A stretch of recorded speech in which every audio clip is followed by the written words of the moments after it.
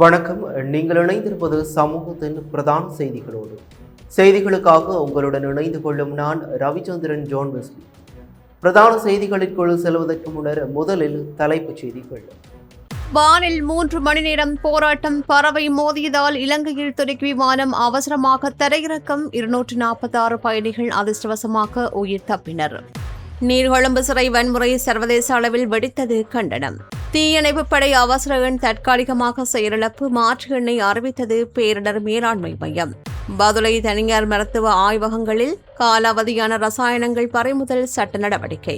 நகைக்கடையில் கைவரிசை. 1.5 பவுன் தங்க காப்பை அசுர வேகத்தில் திருடிய பெண் கையும் மெய்யுமாக கைது. நீதிச்சேவை சங்க தலைவர் பசன் அமரசேன திடீர் ராஜினாமா. பொதுச்சபை கூட்டத்தில் சர்ச்சை. அடுத்த மாதம் வெளியாகின்றது பல்கலைக்கழக வெட்டுப்புள்ளி. 42,937 மாணவர்களுக்கு அனுமதி. மலேசியா பாஸ்போர்ட் மூலம் கஜகஸ்தானுக்கு மனித கடத்தல். தாய்லாந்தில் இலங்கை குடும்பம் கைது. தீவிரமடையும் தென்மேற்கு பருவமழை. பலத்த காற்று வீசக்கூடும் என்று வானிலை ஆய்வு மையம் எச்சரிக்கை. ஹார்மோஸ் நீரிணையில் பதற்றம். ஈரான் மீது 1000 ஏவுகணைகள் பாயும் என்று ட்ரம்ப் எச்சரிக்கை. அவையமது தலைப்புச் செய்திகள். இனி தொடர்பென விரிவான செய்திகள். கட்டுநாயக்க சர்வதேச விமான நிலையத்திலிருந்து புறப்பட்ட சிறிது நேரத்திலேயே துருக்கி ஏர்லைன்ஸ் விமானத்தின் மீது பறவை மோதியதால் வான்வெளியில் 3 மணி நேரத்திற்கும் மேலாக வட்டமிட்ட ஏர்பஸ் விமானம் தற்போது பாதுகாப்பாக தரையிறக்கப்பட்டுள்ளது.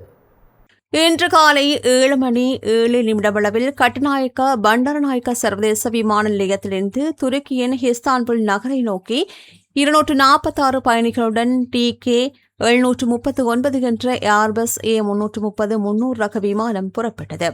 விமானம் அதிக உயரத்தில் பறந்து கொண்டிருந்த போது எதிர்பாராத விதமாக அதன் மீது பறவையொன்று மோதியதாக தெரிவிக்கப்படுகின்றது. பறவை மோதியதை தொடர்ந்து விமானத்தை அவசரமாக தரையிறக்க வேண்டிய சூழல் ஏற்பட்டது. எனினும் அகலமான உடல் அமைப்பை கொண்ட இந்த ஏர்பஸ் A330-300 ரக விமானத்தில் அவசர காலத்தில் எரிபொருளை வெளியேற்றுகின்ற கட்டமைப்பு இல்லை.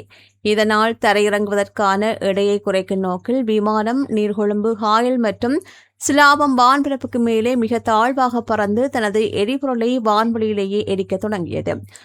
சுமார் 2 மணி நேரத்துக்கு மேலாக நீடித்த இந்த வான்வெளி வட்டமடிப்பு அந்த பகுதி மக்களிடையே பெரும் பரபரப்பை ஏற்படுத்தியது.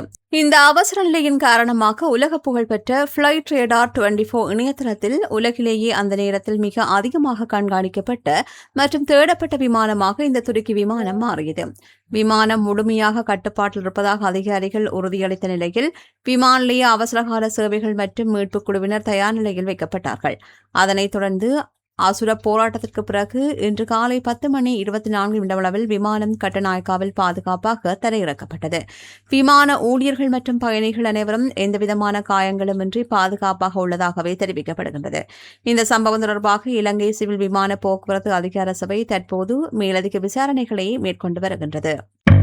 பாரிஸ் வாழ் மக்களே, உங்களின் பேராதரவை பெற்ற கல்யாணி மற்றும் அன்னபூரணி தயாரிப்புகள் இப்போது 2 கிளைகளிலும். பிடி கேஷ் அண்ட் கரி லாச்சப்பல், பிடி சூப்பர் ஸ்டோர், ஹார்லி கோனஸ். நீர்கொழும்பு சிறைச்சாலையில் போதைப்பொருள் கடத்தல் தொடர்பாக வெடித்த பயங்கர வன்முறை மற்றும் கைதிகள் மரணமடைந்த விவகாரம் தற்போது சர்வதேச அளவில் பெரும் பரபரப்பை ஏற்படுத்தியுள்ளது. நீர்கொழும்பு சிறையில் நடந்த இந்த பயங்கர மோதலை தொடர்ந்து நீர்கொழும்பு சிறை வளாகம் கைதிகள் தங்குவதற்கு தகுதியற்ற இடமாக அறிவிக்கப்பட்டுள்ளது. அங்கிருந்த 600க்கும் மேற்பட்ட கைதிகளை வேறு சிறைகளுக்கு மாற்றுகின்ற பணிகள் அசுர வேகத்தில் நடந்து வருகின்றன. உயிரிழந்த அதிகாரிகளுக்கு பதவி உயர்வும் இழப்பீடும் வழங்க சிறைச்சாலைகள் திணைக்களம் தீர்மானித்துள்ளது. சிறைச்சாலையில் ஏற்பட்ட பெரும் சேதங்கள் குறித்தும் இந்த வன்முறை சம்பவங்கள் குறித்தும் தனித்தனியாக விசாரணைகள் நடத்த 2 விசேட குழுக்கள் நியமிக்கப்பட்டுள்ளதாக சிறைச்சாலைகள் ஊடக பேச்சாளர் AC கஜநாயக்க தெரிவித்தார். இதற்கிடையில் நீர்கொழும்பு சிறையிலிருந்து வேறு சிறைகளுக்கு மாற்றப்பட்ட கைதிகள் சித்திரவதை செய்யப்பட்டதாகவும் பழிவாங்கி கொலை செய்யப்பட்டதாகவும் அதிர்ச்சி தகவல்களும் வெளியாகியுள்ளன. இதுகுறித்து ஐக்கிய நாடுகள் மனித உரிமைகள் அமைப்பின் செய்தி தொடர்பாளர் ரவீனா ஹம்சதானி மற்றும் சர்வதேச மன்னிப்பு சபை ஆகியவை பல தகவலை தெரிவித்துள்ளன. இந்த வன்முறை மற்றும் மரணங்கள் குறித்து விரைவான, சுதந்திரமான மற்றும் வெளிப்படையான விசாரணைகள் நடத்தப்பட வேண்டும் என்று அவை வலியுறுத்தியுள்ளன. இலங்கையில் 10,000 பேரை மட்டுமே தங்க வைக்கக்கூடிய சிறைகளில் தற்போது 41,000க்கும் அதிகமானோர் அடைத்து வைக்கப்பட்டுள்ளதாக நீதியமைச்சர் அவற்றின் புள்ளி விவரங்கள் கூறுகின்றன. இந்த அதிக நெரிசல் நீண்ட காலமாக விசாரணையின்றி தடுத்து வைப்பது மற்றும் போதைப்பொருள் குற்றவாளிகளை சீர்திருத்தத்திற்கு அனுப்பாமல் சிறையில் அடைப்பது போன்ற கட்டமைப்பு சிக்கல்களே இத்தகைய வன்முறைகளுக்கு காரணம் என்று சர்வதேச அமைப்புகள் சுட்டிக்காட்டியுள்ளன.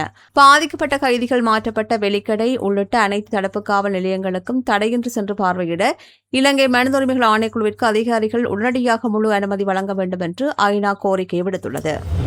நீர்கொழும்பு சிறைச்சாலையில் அண்மையில் இடம்பெற்ற அசம்பாவிதங்கள் மற்றும் கைதிகளின் மரணங்கள் தொடர்பாக நாடாளுமன்ற உறுப்பினர் SM மரிகார் ஊடகங்களிடம் கடுமையான விமர்சனங்களை முன்வைத்துள்ளார். நீர்கொழும்பு சிறைச்சாலையில் முதல் நாள் மோதல் ஏற்பட்ட போதே அதற்கு பொறுப்பான அமைச்சர் உரிய பாதுகாப்பு நடவடிக்கைகளை எடுத்திருக்க வேண்டும் என்று சுட்டிக்காட்டிய அவர், அமைச்சரின் பொறுப்பற்ற தன்மையால் தான் இரண்டாம் நாளும் பாரதூரமான வன்முறை வெடித்து கைதிகள் மரணமடைய நேரிட்டது என்று தெரிவித்தார். இது ஒரு திட்டமிட்ட படுகொலை போன்றதாகும் என்றும் அவர் குற்றம் சாட்டினார். இதேவேளை இந்த விடயத்தில் நீதியமைச்சர் சரியாக செயற்பட்டுள்ளதாக குறிப்பிட்ட முன்னாள் நாடாளுமன்ற உறுப்பினர் ரஞ்சன் ராமநாயக்காவின் கருத்தை மரிக்கார் முற்றிலுமாக நிராகரித்தார்.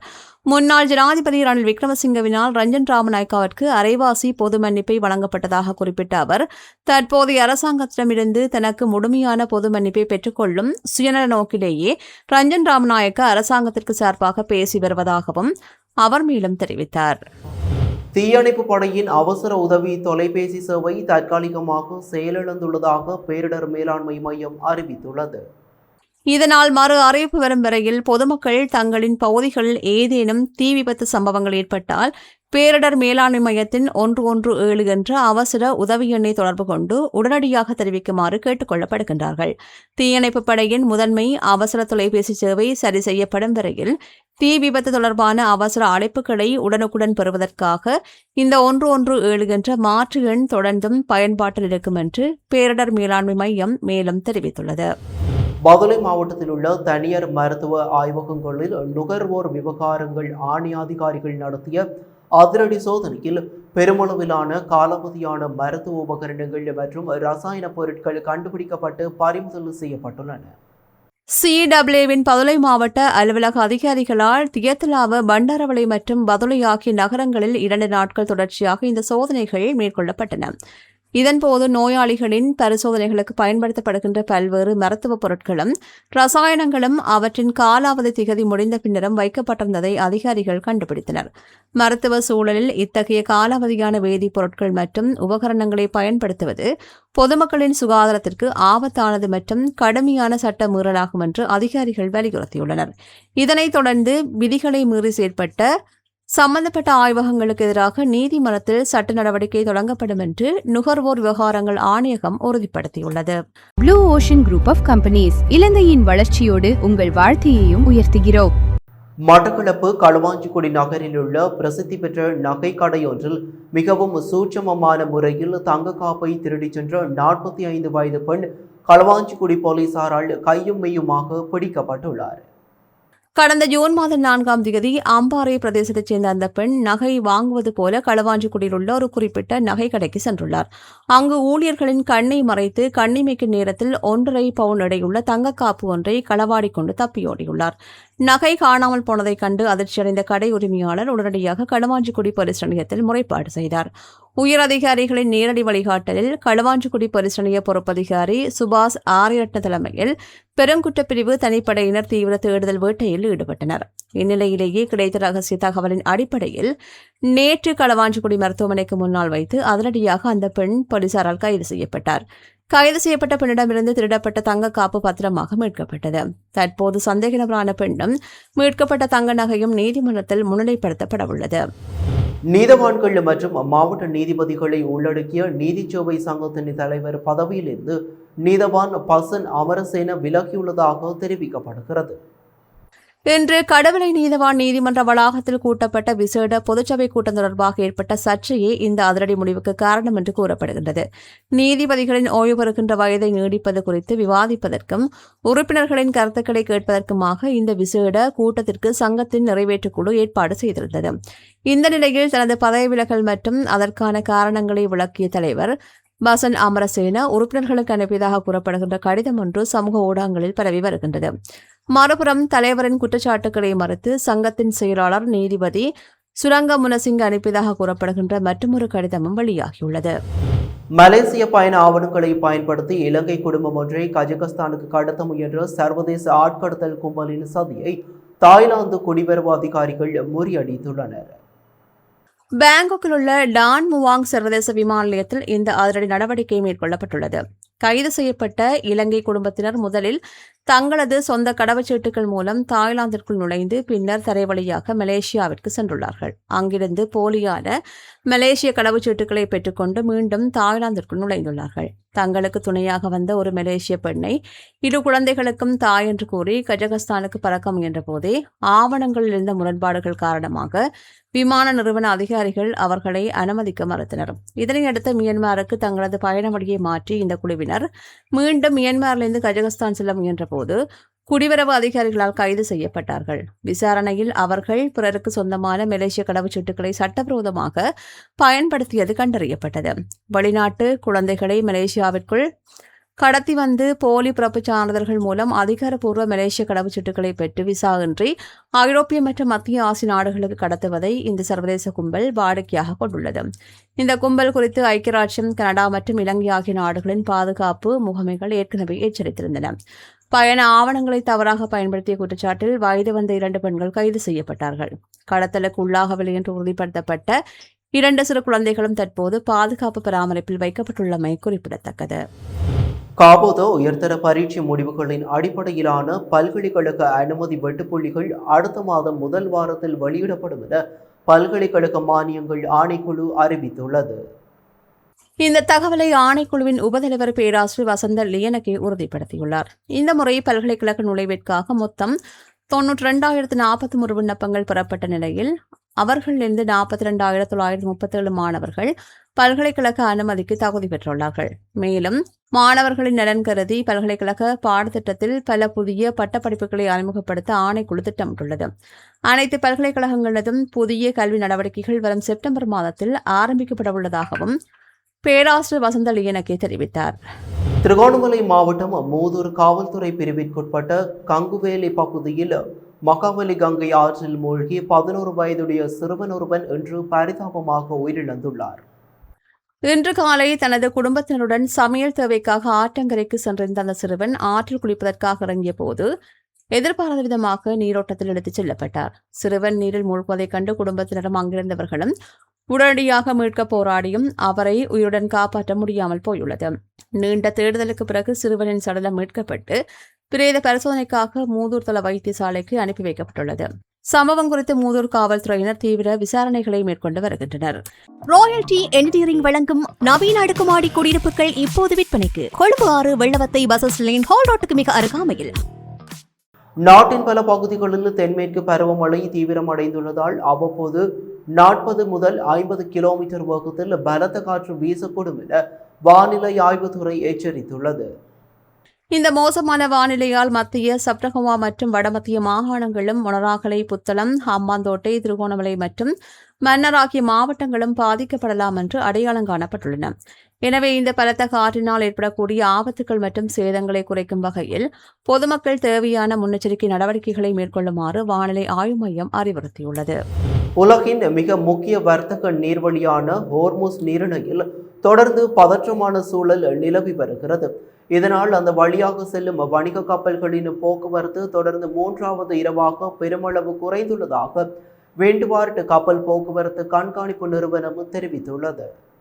வழக்கமாக 18 முதல் 22 கப்பல்கள் கடந்து செல்கின்ற இந்த நீர்வழியில் தற்போதைய பதற்றம் காரணமாக 12 மணி நேரத்தில் வெறும் 6 கப்பல்கள் மட்டும் கடந்து சென்றுள்ளன. மேலும் தங்களின் பயணத்தை மறைப்பதற்காக கப்பல்கள் டிரான்ஸ்பாண்டர்களை அணைத்துவிட்டு செல்கின்ற சம்பவங்களும் அதிகரித்துள்ளன. ஹோர்மோஸ் நீரிணை தடையின்றி திறந்திருக்கும் என்று ஈரான் பகிரங்கமாக அறிவிக்க வேண்டும் என்று அமெரிக்கா அழுத்தம் கொடுத்து வரும் நிலையில் இந்த முடக்கம் ஏற்பட்டுள்ளது. இதற்கிடையில் அமெரிக்க ஜனாதிபதி ட்ரம்ப் ஈரானுக்கு கடுமையான எச்சரிக்கை ஒன்றை விடுத்துள்ளார். தன்னை கொலை செய்ய ஈரான் அரசாங்கம் முயற்சித்தால் அல்லது அச்சுறுத்தலை செயல்படுத்தினால் ஈரானை நோக்கி ஆயுத ஏவுகணைகள் பாய்வதற்கு தயார் நிலையில் குறிவைக்கப்பட்டுள்ளதாக தெரிவித்தார். அதனைத் தொடர்ந்து மேலும் ஆயிரக்கணக்கான ஏவுகணைகள் உடனடியாக ஏவப்படும் என்று ட்ரம்ப் தன்னுடைய எக்ஸ்தலத்தில் பதிவிட்டுள்ளமை பெரும் பரபரப்பை ஏற்படுத்தியுள்ளது. இத்துடன் சமூகத்தின் பிரதான செய்திகள் நிறைவு பெறுகின்றன. தொடர்ந்தும் சமூகத்தின் செய்திகளோடு இணைந்திருங்கள். நன்றி, வணக்கம். எமது RIP பேச்சுக்கு கிடைத்த மரண அறிவித்தல்கள். யாழ்ப்பாணம் அளவெட்டி வடக்கை புறப்படமாகவும் ரத்தினபுரி பலாங்குடை மற்றும் ஆஸ்திரேலியா சிட்னி ஆகிய இடங்களை வாழ்விடங்களாகவும் கொண்டிருந்த திரு குமாரசுவாமி கிருபாதரன் அவர்கள் 10/7/2026 வெள்ளிக்கிழமை அன்று காலமானார். மட்டக்களப்பு முதலைக்குடாவை புறப்படமாகவும் கல்லடியை வதிவிடமாகவும் கொண்டிருந்த திருமதி கமலேஸ்வரி ஆனந்த சிவம் அவர்கள் 10/7/2026 வெள்ளிக்கிழமை அன்று காலமானார். யாழ்ப்பாணத்தை புறப்படமாகவும் ஆஸ்திரேலியா மெல்போர்னை வதிவிடமாகவும் கொண்டிருந்த திருமதி சாந்தினி ஏகாம்பரம் அவர்கள் 29/6/2026 திங்கட்கிழமை அன்று ஆஸ்திரேலியாவில் காலமானார். யாழ்ப்பாணம் உரும்பராயை புறப்படமாகவும் நீர்கொழும்பு ஆவே மரியா வீதி மற்றும் கொழும்பு வெள்ளவத்தையை தற்போதைய வதிவிடமாகவும் கொண்டிருந்த திரு காசிலிங்கம் காசிகுமார் அவர்கள் 8/7/2026 புதன்கிழமை அன்று காலமானார். மேலே அறிவிக்கப்பட்ட அனைத்து மரண அறிவித்தல் இறுதிக்கிரியை பற்றிய தகவல்களை அறிந்து கொள்ள ரிப் பேஜை பார்வையிடுங்கள். இதற்கான லிங்க் கீழிருக்கும் டிஸ்கிரிப்ஷனில் பார்வையிடலாம். இது போன்ற செய்திகளை தெரிந்து கொள்ள சமூகம் நியூஸ் சேனலை சப்ஸ்கிரைப் செய்து அருகில் உள்ள பெல் பட்டனை கிளிக் செய்யுங்கள். மேலும் இது போன்ற செய்திகளை உடனுக்குடன் தெரிந்து கொள்ள சமூகமீடியா.com என்ற இணையதளத்தின் வாயிலாகவும் எங்களுடன் இணைந்திருங்கள்.